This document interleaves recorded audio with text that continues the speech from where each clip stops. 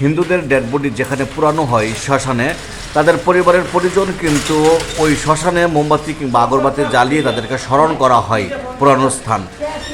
এখানে পুরানো যেখানে হয় সেখানে পুরানোর পর তাদের এক মুঠো ছাই নিয়ে কিন্তু পাশেই তাদের স্তম্ভ করা হয়, যেখানে তাদের পরিবারের লোকজন যারা থাকে তাদের যখন মনে হয় আশীর্বাদ করার জন্য কিংবা প্রার্থনা করার জন্য শ্মশানে তাদেরকে আগরবাতি কিংবা মোমবাতি জ্বালিয়ে স্মরণ করে সেই স্মৃতিস্তম্ভর মধ্যে তারা প্রার্থনা করে। আপনারা দেখছেন পটুয়াখালীতে এক শ্মশানে এক বোন মোমবাতি কিংবা আগরবাতি ধরিয়েছে, কিংবা কেউ কেউ কিন্তু সন্ধ্যার পর কিন্তু তাদের যে স্মৃতিস্তম্ভ সেখানেও কিন্তু আগুন মোমবাতি ধরানো হয়, যেমনটা ধরানো হয় মুসলমানরা মারা গেলে তাদের কবরে কিংবা তাদের মাজারে।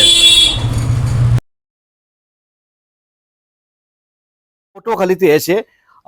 দেখলাম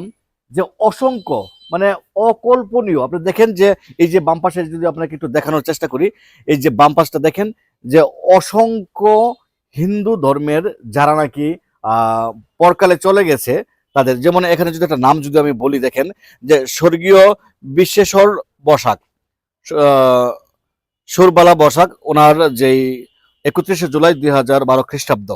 এবং ওনার জন্ম সম্ভবত 1989 খ্রিস্টাব্দে। যাক, যারা নাকি চলে যায় পৃথিবী থেকে তাদেরকে